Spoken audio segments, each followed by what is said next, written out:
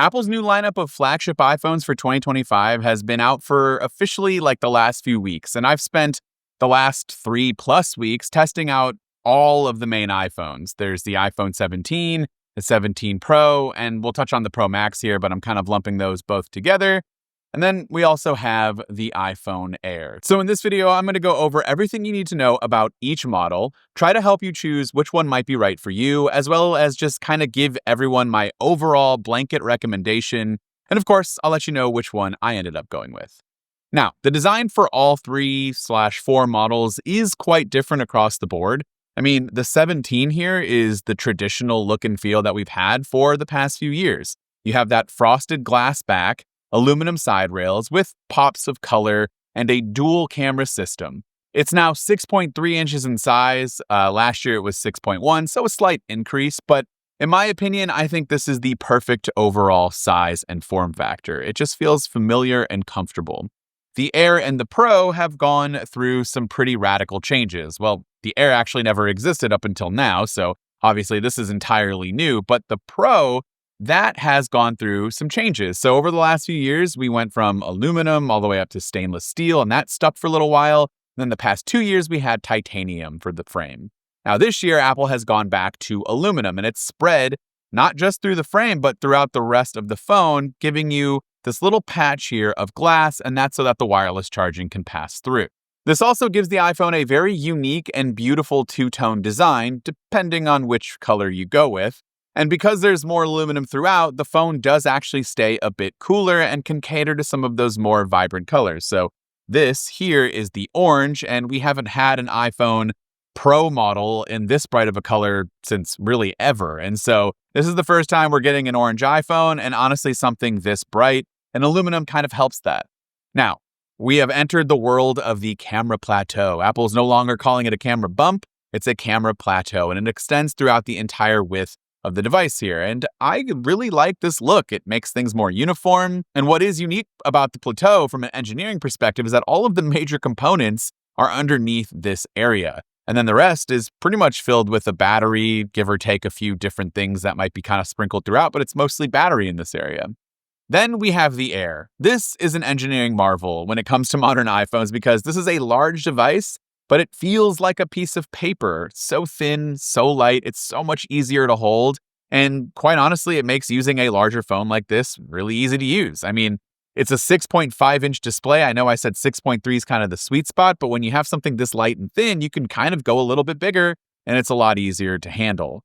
Now, with the Air, Apple's kind of flip-flopping back and forth with materials. So we went back to aluminum for the Pro models, the standard.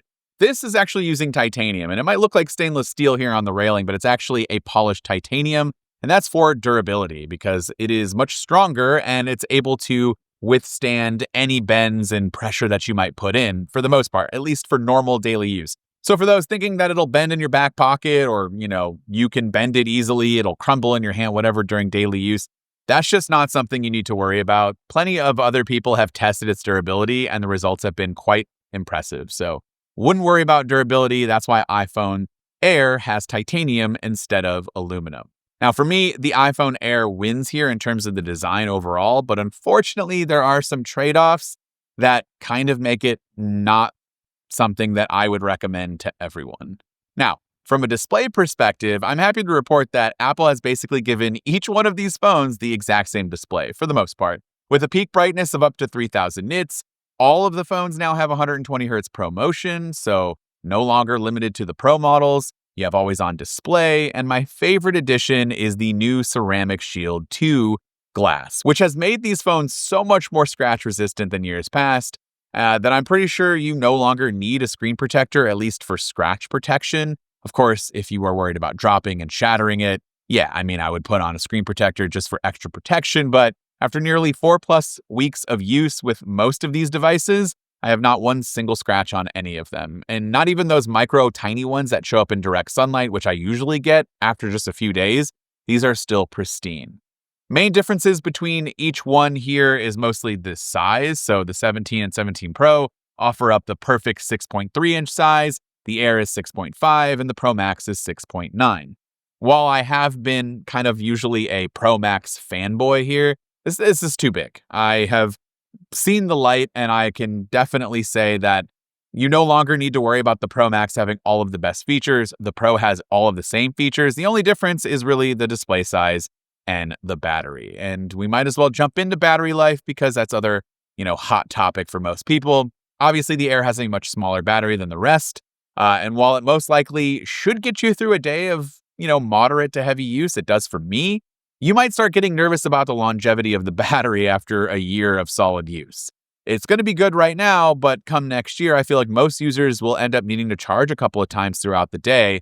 At least, that's what I think, because the battery does degrade over time. And so if you're getting just barely by now, think about a year from now. Now, Apple did make a MagSafe battery pack that's for the Air and Air only, and it basically just makes it the size of a Pro Max in terms of like weight and thickness. But when you're done, you can discard that extra weight and you still have a full battery. So that's something nice to have, especially if you're traveling around and you want a boost in battery.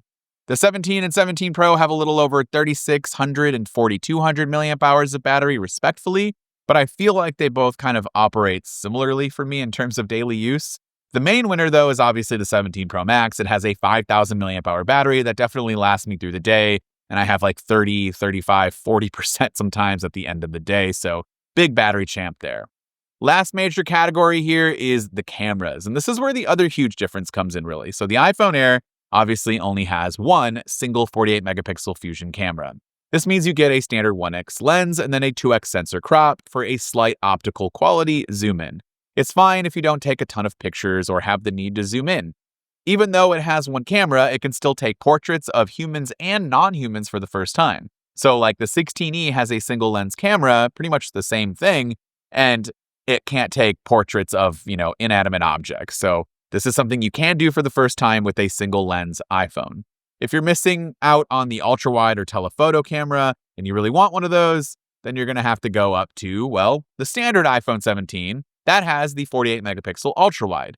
And of course, the Pro and Pro Max have three 48 megapixel cameras, with the new addition being the new 48 megapixel telephoto lens with a 4x zoom that can stretch up to 8x optically, and it's an absolute pleasure to shoot with. By and large, most shots coming from each phone's main sensor are probably going to look nearly identical. Same applies for the phones with the ultra-wide. So the biggest thing to consider here is whether or not you want to shoot with this telephoto lens. And I really do. It's come in clutch for me at concerts and sporting events, something that I attend quite frequently. And if I want to take a photo from pretty far away or a video, I can do that. Even when I was on a hike with my family this last week, the kids were up on a hill exploring, and I can have them turn around and take a photo from further back without having to get up on the hill or get closer or up on a ledge or something. It just makes it so much easier. It offers flexibility and versatility that the other models just cannot match. And if you need this, then you have to go with the Pro. But if you don't, you have your options of a 17 or the iPhone Air. I'm happy to report that one of the best new features for the new iPhones this year is also across the board. So you get the 18 megapixel front-facing selfie camera with center stage, making it easier than ever to take selfies in both portrait and landscape without having to rotate your phone. You don't have to do this. It'll automatically just use center stage to zoom out and make sure that you have, depending on how many people are in your photo, enough room. And so it'll toggle between a wide angle selfie or, needing to just go into full on landscape mode. It's just because it's got a square sensor, it's able to do all of this. So this is the first time we had this in any of the iPhones, and it's awesome. So highly recommend trying it out if you end up going with any of these phones. Lastly, there are some other things I want to point out pretty quickly, like performance. The 17 offers the new A19 chip, while the Air and Pro models have an A19 Pro chip. Though the performance of the Air is slightly binned down compared to the Pro, I think you have one less GPU core. I haven't noticed any major differences, honestly, with any of these phones. All four, the standard included. To me, daily use, they've been totally fine. Cooling, on the other hand, I have noticed that the iPhone Air, because of its titanium and then the smaller form factor and the thinner, it's not a lot of room for, kind of letting things air out a bit. It does get a lot warmer compared to some of the other phones with aluminum. And the iPhone 17 Pro and Pro Max also have a vapor chamber cooling system. So even in its most intensive tasks, it's still a lot cooler than years past, especially those titanium iPhone 15 and 16 Pros. The Air also only has one speaker at the top of the phone. If you're someone who listens to music on their phone and wants a good speaker experience, you got to go 17 or 17 Pro or Pro Max. The Air is just not set up for that. If you want to watch videos with the Air, you should be fine. Listen to podcasts. It gets plenty loud, but like if you want music with any kind of decency, obviously you should just use a pair of headphones or a Bluetooth speaker, but you can get away with it on the Pro and Pro Max or the 17, but with the Air, listening to music is kind of rough. Lastly, when it comes to colors, for the 17, you get white, black, this is mist blue, then there's a sage and lavender. For the iPhone Air, there's cloud white, sky blue, which is the one that I have here, and light gold. And honestly, those all just look like different shades of white to me. And then there is a space black. And then for the Pro and Pro Max, you have silver, deep blue, and cosmic orange. So, which phone should you get? The TLDR of all of this is that if you want something incredibly light and thin and don't care about having the best-in-class battery or the extra cameras, get the Air. It's amazing. I still get like that wow factor every time I pick this phone up. It still blows me away. It's been many weeks, and honestly, I cannot recommend this enough. The Pro and Pro Max are also big, beautiful units this year, and I really like the design overall, and they definitely offer that pro feeling and experience, especially with the cameras and battery life. You will not be disappointed, but you don't need to spend $1,000+ on any of these phones, because the phone that I recommend to everybody, the best overall phone with the least amount of sacrifices, in my opinion, is the iPhone 17. It's only $799, but compared to the other models, again, that are going to be $999 and up, this phone offers the least amount of sacrifices, in my opinion, can get you everything that you need except for the telephoto lens. If Apple swapped out the Ultra for the telephoto, in my opinion, this would be the phone that I'd always get. Now that it has the screen that's up to par with everything else, the size is perfect, the form factor, the aluminum and, the glass here, I just love the way it feels. It's a great phone. You get a lot of color options that you can use, and the performance has been excellent. So would highly recommend the 17, but I'd love to hear from you. Which phone are you thinking about getting, or which one did you get and why? Let me know in those comments down below. This has been Dan with MacRumors. Thanks so much for watching, and I look forward to seeing you around in the next video.